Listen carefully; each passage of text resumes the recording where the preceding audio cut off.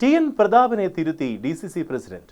കേരളത്തിൽ പോരാട്ടം മാർക്സിസ്റ്റ് പാർട്ടിയുമായിട്ടാണെന്ന് തൃശൂർ ഡി.സി.സി. പ്രസിഡന്റ് ജോസ് വള്ളൂർ വ്യക്തമാക്കി. മാർക്സിസ്റ്റ് പാർട്ടിയുമായി പോരാടി കേരളത്തിൽ 20 സീറ്റും നേടും. തൃശൂരിൽ ബി.ജെ.പിയുമായി CPM-നാണ് അവിഹിത കൂട്ടുകെട്ട്. കൊടകര കുഴൽപ്പണ കേസ് ആവിയായത് ഈ കൂട്ടുകെട്ട് മൂലമാണെന്നും ജോസ് വള്ളൂർ ആരോപിച്ചു.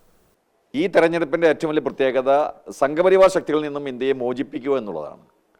അപ്പോൾ കോൺഗ്രസും ബി.ജെ.പിയും തമ്മിലാണ് നേർക്കുനേർ പോരാട്ടം. ആ പോരാട്ടം കേരളത്തിലെത്തുമ്പോൾ മാർക്സിസ്റ്റ് പാർട്ടിയുമായിട്ടാണ് ഇവിടെ മത്സരം നടക്കുന്നത്. കേരളത്തിൽ മാർക്സിസ്റ്റ് പാർട്ടിയും കോൺഗ്രസും തമ്മിൽ ഏറ്റുമുട്ടുമ്പോൾ സ്വാഭാവികമായും കഴിഞ്ഞ തവണത്തേക്കാൾ 20 സീറ്റ് നേടാവുന്ന രാഷ്ട്രീയ സാഹചര്യം ഇപ്പം നിലവിലുണ്ട്.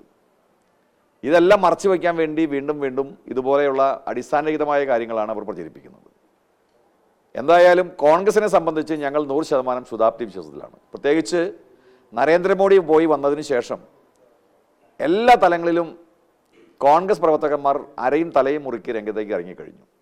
ഈ തെരഞ്ഞെടുപ്പിൻ്റെ പ്രത്യേകതയും പ്രാധാന്യവും മനസ്സിലാക്കിക്കൊണ്ട് 20-20 എന്ന വലിയ ഒരു മുന്നേറ്റം കേരളത്തിൽ കാഴ്ചവെക്കാൻ കോൺഗ്രസ് തയ്യാറെടുക്കുന്നു, UDF തയ്യാറെടുക്കുന്നു.